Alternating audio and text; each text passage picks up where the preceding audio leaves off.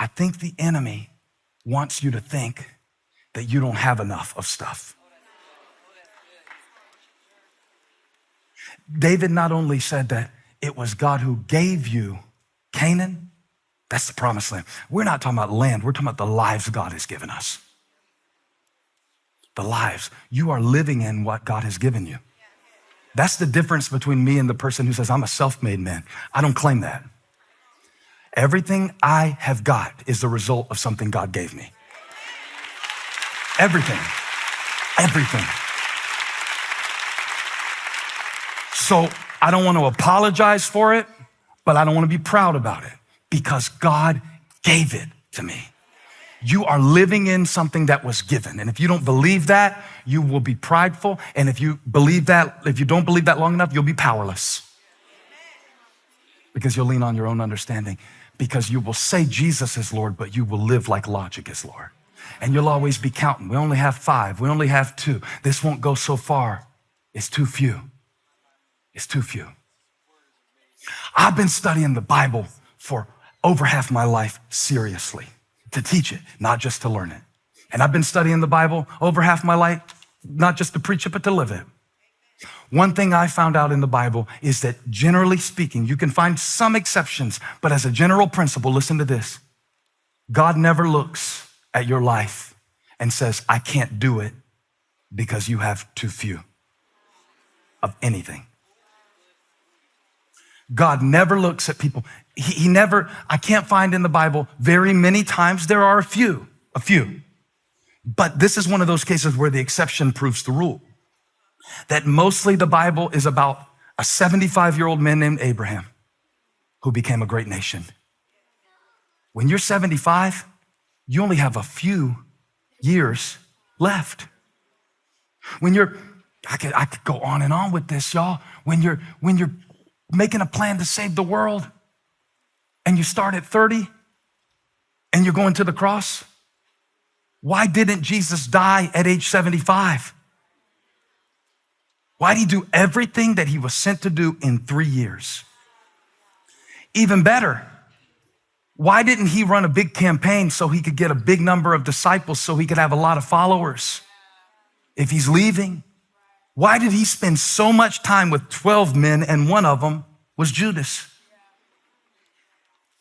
Why did he do it in 3 years with 12 men and change the world? Maybe he wanted to set the model so you could see what he can do through a few. Because he knew, listen, he knew that you would be in this situation in life and you'd be saying, I don't have enough. I don't know enough. I don't have enough. I don't have enough time. I don't have enough talent. I don't have a big enough team. That song, I got a really big team. I didn't make that song. I have a really small team. In fact, some of you are here today being like, I have nobody. And that's not true. But the enemy always seeks to diminish what you've been given. That's his strategy over and over. And how many times will he do it? As many times as you'll believe it. He'll take what you have given and diminish it and shrink it and diminish it and shrink it until you can't focus on it, until all you see in your life is what others carry.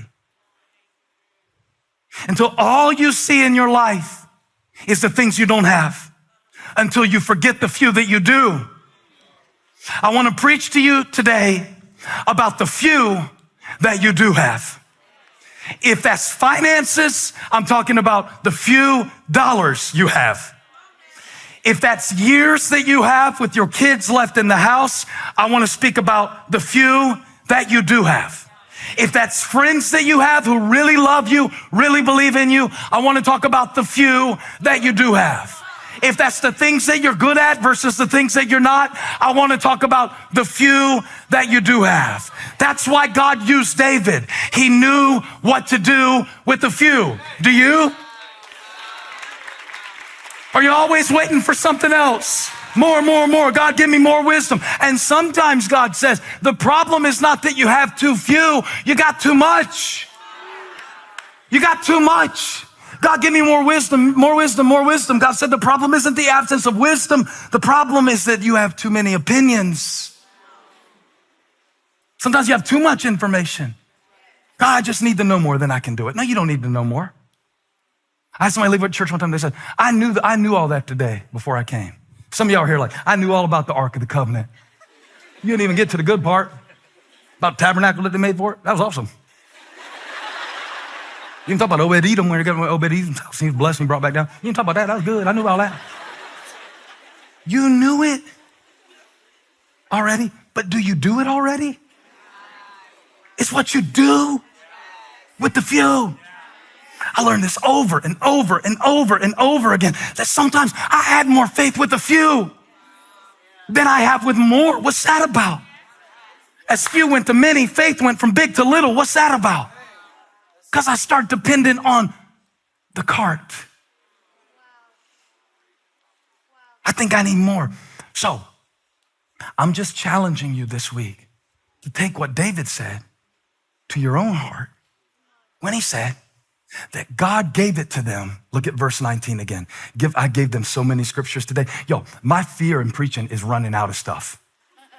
So you should see all the scriptures we don't get to. It would give you heart palpitations to know what all they're looking through back there. Because the last thing I want to get up here is 15 minutes in and go, and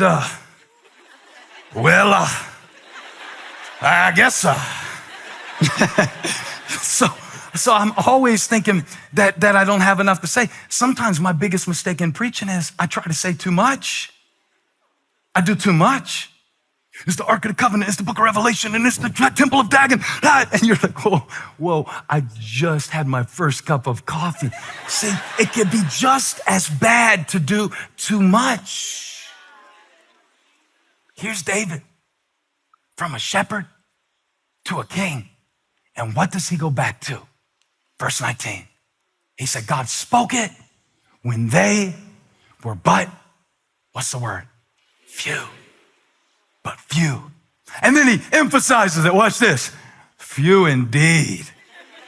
Just in case you think he's overstating it, he's like, nah, it was nothing but Abraham and Isaac and Jacob and the patriarchs, and God did all this out of that. Don't get it twisted to think that I'm so great as a king. David said, no. He did it when they were but few, so he could prove that he was faithful, and he couldn't prove that he was faithful if he didn't do it through a few.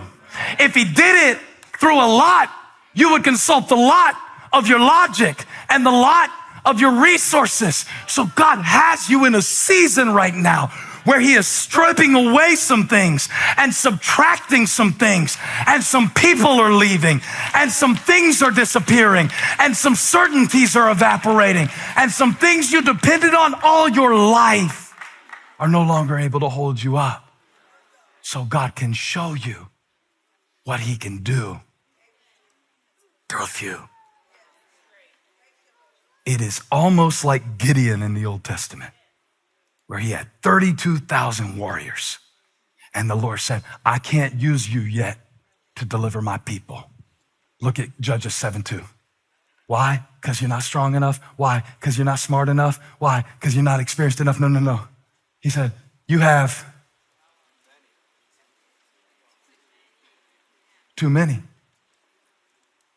So why are you praying about too few when God is talking about too many? God said, take them down to the water. I'll thin them out. I'll send home who needs to be sent home, and you'll deliver the people with 300 men. I'm not good at math, but that's backwards. I went from 32,000 to 300, and it feels bad to go backwards. And you've been going backwards, and you've been feeling bad about it. But praise the Lord. Because praise paves a way for the provision of God to be revealed in your life through the few. Through the few. Say it. Through the few. Through the few. I don't have that much. You don't need that much. You don't need what you think you need.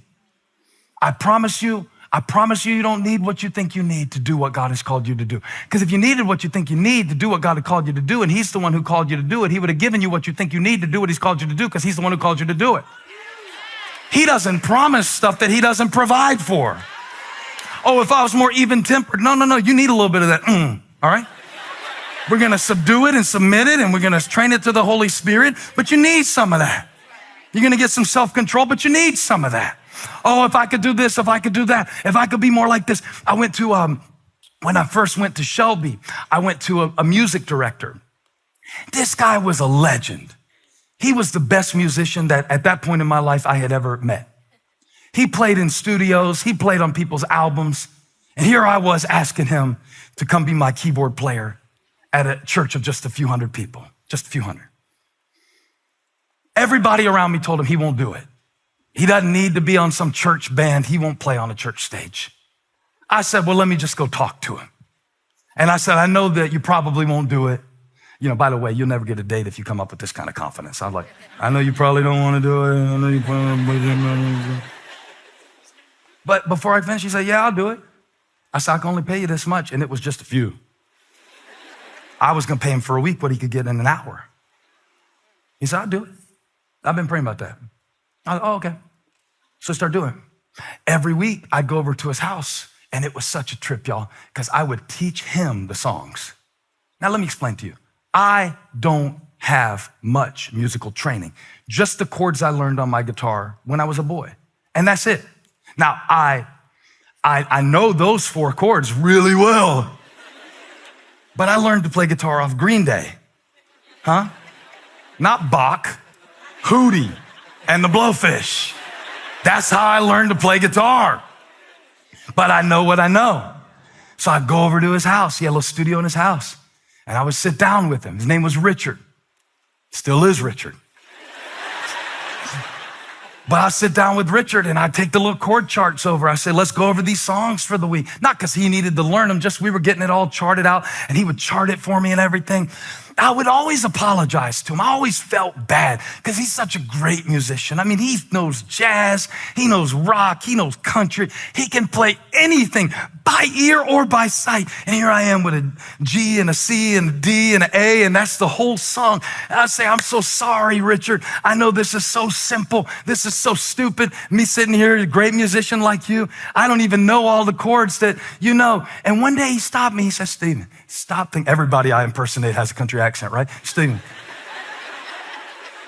He said, you don't need to know more chords. You know the right 4. And then he gave me a tutorial. He started playing songs with the 4 chords that I used over and over again. And he showed me at least 20 songs that used those 4 chords only. And every time he would do it, it would drive the message home a little bit more. You only need 4. You only need 4. Then he'd play it again. It was just a 1, 5, 6, 4. That's the notation, the Nashville number system, right? It's the 1, the 5, the 6, and the 4. And he showed me with those 4 chords, you can write a number 1 hit. It's not how many chords you know. It's how you use the ones you know.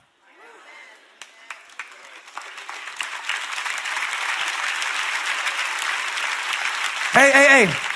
I'm not preaching to everybody today. Just a few. Just a few that have been going around saying, God, I don't know enough. I don't have enough. I haven't been trained enough. I'm not good enough. I'm not sleeping enough. That must be a parent of a newborn or a dog. God, I don't have enough. And Richard showed me, you only need 4 chords. You only need 4. I'll prove it. When God got ready to turn on the lights of the solar system, he said 4 words, let there be light. 4 words and the lights came on. 4 words and the world was illuminated. 4 words and the darkness had to back up. You only need 4. You only need 4.